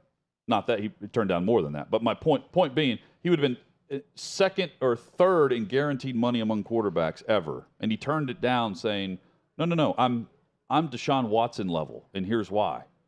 And some people nationally were saying, hey, he should hold out a week 1. They could put you on a suspended list for up to 4 weeks, but after that, they can't fine you anymore. And I was like, no, go out here and play and show them exactly who you are and that you're back from injury and put everything to rest. Which is clearly his intent the whole time. No doubt. It's a constructed column to say, don't play today. That was Florio, and that's when he goes over the top with his personal narratives for guys that aren't in the realm of reality. Offensive player of the year will be determined based on Titans fans are going to love the top 2 entries here. it'll be determined based on any skill position, because MVP is a quarterback award. Yep. To me, if the most valuable player is on offense, that dude is offensive player of the year, just by definition alone. But that's not how we hand off these awards. I went wide receiver number 1, A.J. Brown, for his debut, setting a Philadelphia Eagles debut record. 130 yards roughly to begin the game in the first half. I nearly put Justin Jefferson in this category. That would have been mine. Did not, because of the impact that Brown had on everything that they were doing offensively to set up scores. A.J. Brown had big catches on all 4 of their offensive touchdown drives, which were capped off by runs. I factored that in here. He's just a difference maker for them. Jefferson will continue to climb the ranks too. And then I also put Saquon Barkley in. He's back. He's healthy. He's dynamic. And he ran up against a strong run defense from last year and made them look very pedestrian. So I thought Barkley showed out and deserved mention there. Yep, he was excellent. His rushing yards over expected, Next Gen put out, were ridiculous. And that's going to happen when you have I can't keep straight which one was 65 and which one was 68, but he had, he had both. one of those. He had both. Minka Fitzpatrick leads my defensive category. He was so good. He took over. I mean, he had the blocked PAT, which saved the win, but he opened the game with the pick six, and then in between all of that, he had 14 tackles. He led the team in tackles a year ago, did it again this week, and impacted the game in multiple ways. He was all over the field against a very good offense and a good quarterback in Joe Burrow. I include Khalil Mack and Jeffrey Simmons in that too. Simmons is going to go under the radar. He finished with 8.5 sacks a year ago for the Titans. He starts with 2 to begin the season from the interior. And Khalil Mack had 3 sacks and like a forced fumble and 4 or 5 tackles for loss all over the place. That will be the toughest award, I think, throughout the season to just come up with who's on top of this category, because there will be stellar individual performances across the league every week. I like that. I know you're going to be very mobile with this instead of having the same guy at the top every week. Like a lot of these people who do stuff like this just kind of leave Josh Allen in stone there and change the numbers from the most recent game. Although Allen may have a chance to stay there for a while. This could be at the top of every column for you this week. Well, I hope he... Well, each week I'm going to lead with something different. So if Allen is still number one, I'm going to lead with a different category next week. Jahan Dodson is Offensive Rookie of the Year for me. When I say year, week, let's start this out right. 2 touchdown passes, or 2 touchdown catches. So far the week is the year. So he's Offensive Rookie of the Year. 3 catches total, but 2 of them put up 12 points on the board, ultimately 14, and he caught the game-winning touchdown with 1.5 minutes left. Drake London and Kyle Phillips for the Titans were also extremely impactful. They deserve mention. And then Sauce Gardner for the Jets. I could have put Rodriguez in this category from the Lions, and I went with Gardner because of the fact that the Ravens didn't throw in his direction that often on purpose, and they didn't attack the rookie. I think he's a bona fide shutdown corner and has a chance to grow into that. He had he only allowed 1 catch in the game and 2 or 3 passes defensed. Strong showing for the rookie corner, not a strong showing for the Jets defense. Derek Stingley and George Karlaftis are both legit as well, and chances are they're going to rise to the defensive category for rookies on my column each week. Post every Wednesday at noon Eastern, I believe, is the time on OutKick. And I'm open to suggestions and ridicule, by the way. Some Detroit fans already ripping me for not putting Rodriguez. I did see his stat line. He was a big star on Hard Knocks, Malcolm Rodriguez. I did not include him based on the fact that I'm probably going to look his way later when Detroit actually has an impactful game and doesn't allow 30-plus points. Cool. That's my thought. Easiest award of all of those would be what for you guys? Allen. Over Mahomes? That was actually pretty close to me. Mahomes didn't have a pick. Might be Offensive Rookie of the Year. Jahan Dotson right now. Yeah. Based off 1 week. Fitzpatrick was pretty good. Yeah. Yeah, Fitzpatrick's also a good one. OutKick.com. Go read that story weekly with Hutton. I've got a fair foul I need to present to you guys to close out the show when we come back. I look forward to it. I know what it is, and I've got strong opinions. Okay. That's next on OutKick 360. So this is a question I like to ask veterans. It's another opportunity to kind of shine a light on America, but also on the flip side of how some people are ungrateful. I think with young people my age and younger, they take a lot of things for granted, number one.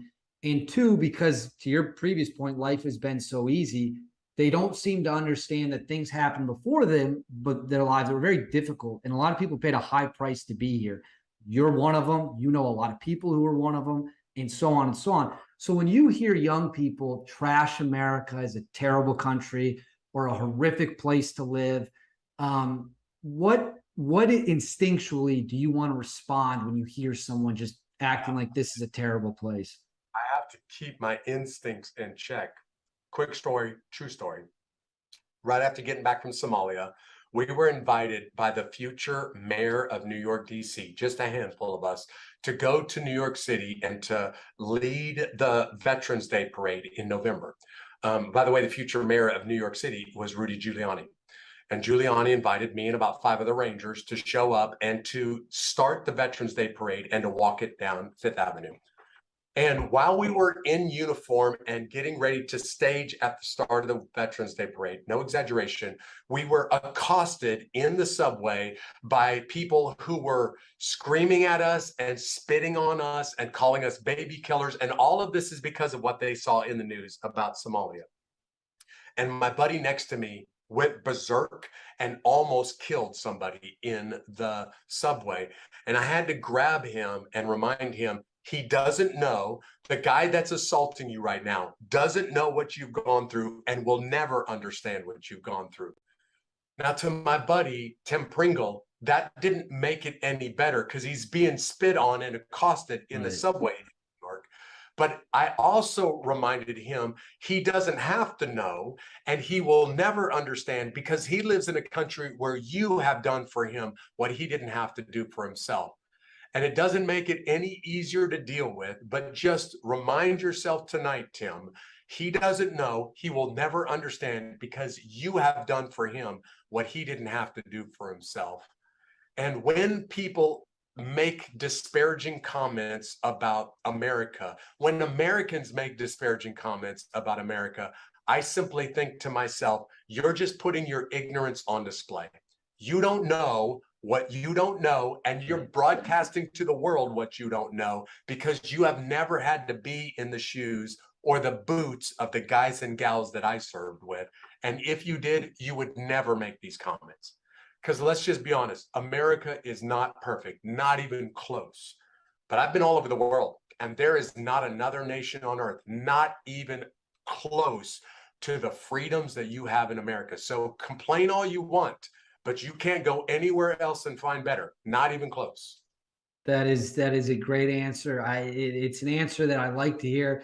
The reason I asked that is I went to college kind of when the Iraq War was not in a great place, I think is what would be a way to say. It wasn't as bad as 06, 07.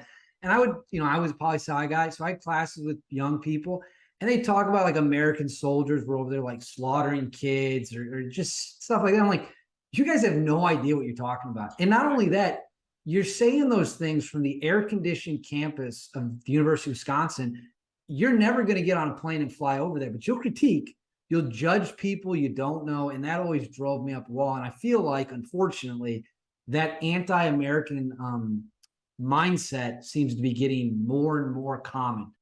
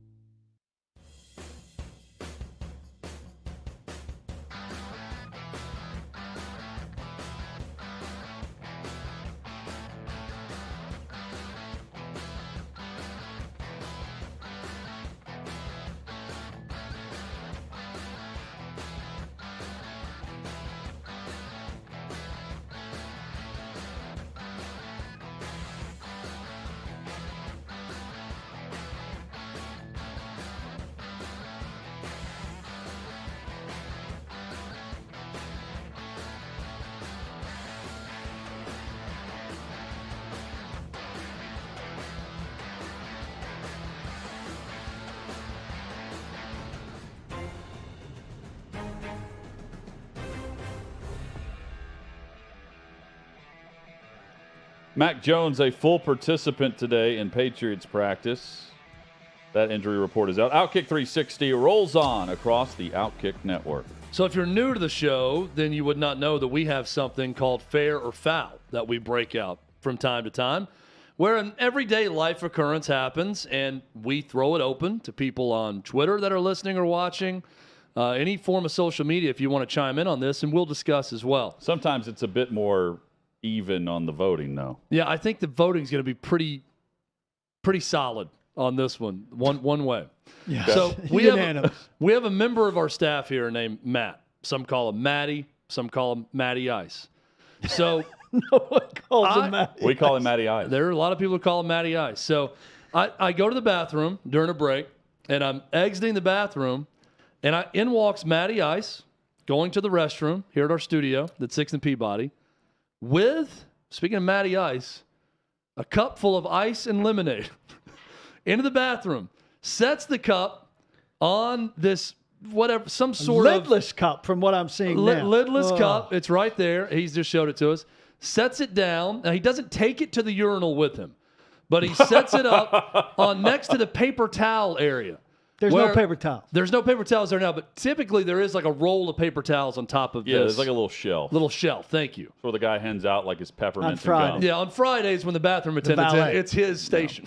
This bathroom attendant who's been known to eat nachos in Yes. He sits the drink down and then goes and does his business. And I'm walking out, and it was just very peculiar because he leaves the studio. Now, I don't know. He may have gone to the drink machine next to that and then stopped in the bathroom on the way back through. But either way, would you not go to the bathroom first, then go get your drink, and then come back to the studio? He didn't think this through. No. We've all faced a situation where you want to make a trip where you both hit the bathroom and the drink area.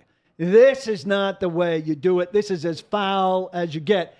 And I mean foul by every sense of the word. The bathroom's not having a good day. It does not smell good in there. But even on the best of bathroom days, you do not take your drink or with any you food. to the bathroom. Food or drink Food should not go or in the beverage. bathroom. Anything that you're ingesting does not go into the bathroom unless you're a cokehead. However, the fact that's the only time it's acceptable. This is where he is getting a very small benefit, because every Friday and on the weekends they do have the bathroom The attendant buffet. with. He's got a suitcase full of if you need a lozenge or if you need It's Wednesday. if you want a cinnamon disc. But they're wrapped. But I mean, you're also, it's meant to take on outside. It's not a beverage. There's no soda machine in there. Outside the bathroom. Okay. There's no soda fountain. It's in foul. People are grabbing that and walking out of the restroom it's for the foul. first time with it in their hands. That too is foul. Let me also bring this point up. Maddie has missed some time with sickness, okay? So he's had sort of like the Lamar Jackson kept getting bugs and missing time, This is right? a sure way to Could get not another avoid bug. a bug. Like, I feel like Matt's got some immune system issues going on as well. Maybe don't take open container Maybe he's drinks testing it. into the bathroom, and then you'll stay healthier. He's testing. This could be part of that This as well. is like when a child has a chicken pox and you bring all the children to get the chicken pox from that child. Right. He's saying, I'm going to go drink a fountain drink that I've taken into the urinal. You take your child to daycare and then bowel lick their movement head area. when they're done. Sometimes you build up a tolerance, though. I think that's what he's working on. Growing up on a farm, you see and consume many things, and sometimes it's one of those deals where you're just like, you know what, you're better off for it, son. You're gonna withstand this virus now. Well, we work in a petri dish now, here, yeah, and now he's and he's literally drinking out of a petri dish. Yeah, get that away from me. Pour that out. That's what's happening outside. in our studio. There's a right door now. behind him. He could pour it out. It looks like one of those. What are the chilled blue alcoholic drinks on Broadway? I don't know. Gatorade shot or whatever. It looks like that's what it looks like. It looks like an Alka-Seltzer. Like he took water and put an Alka-Seltzer. Now I feel like it looks like urine. Now that all these have been planted in my head. It's is it blue? Yeah, Hold he it up just again. held it up earlier. It looks like lemonade. Oh, that's the lighting. Oh, the light makes it blue. It's just a lemonade. Yeah. And I'll tell you that lemonade. It looked a lot more like lemonade in the bathroom. I can tell you that. As the dispenser when I first spotted says, it next to the urinal, it as looked the like dispenser says, and I've pointed out in the past, there is no juice in that lemonade. It says it very clearly on the thing. 0% juice. All from concentrate. I don't know what it's from, but I know there's actually no juice in We it. got a lot of people chiming in. Did he think that he wouldn't be able to make it back in time? Maybe it was a time Well, issue? here's what I do occasionally. I'll put it on the bar. I'll put my glass on the bar. I'll say, hey, could you watch this for a second for me? I'll be right back. If you have to make two things in one trip. Said Paul I do says have maybe he got a drink and then realized he had to use the restroom and suddenly looked up and realized he may have time to do both. But I've got a on the walk back. I need to show What's you your my system? hiding spot, Matt. I've got a little Yeah, hiding tuck spot. it away somewhere. Yeah. Yeah, you I can mean, tuck look, it on a shelf with shirts. We have free reign in this building. Yeah, it's our place. It's our home. I would have pitched the drink if I had to use the bathroom that bad, And and just then go get a gone new back one. and got there's another free there's one. this little moonshine counter out here. You just Hutton will show you. I'll show you the hiding spot. Call I'll show him- all call of him you the Dad. hiding spot in a matter of seconds. Field trip when the show ends. We're gonna go find the hiding spot. Join us tomorrow. Hiding spot gonna will do be a Fox found. Here we News go. rundown. Trey Wallace, Armando Salguero, and Billy Lucci of Matt Tell's about to TexAgs.com improve. joins us on OutKick It 360. says it right here. Please obey it. Do not block the box, but lock your locks.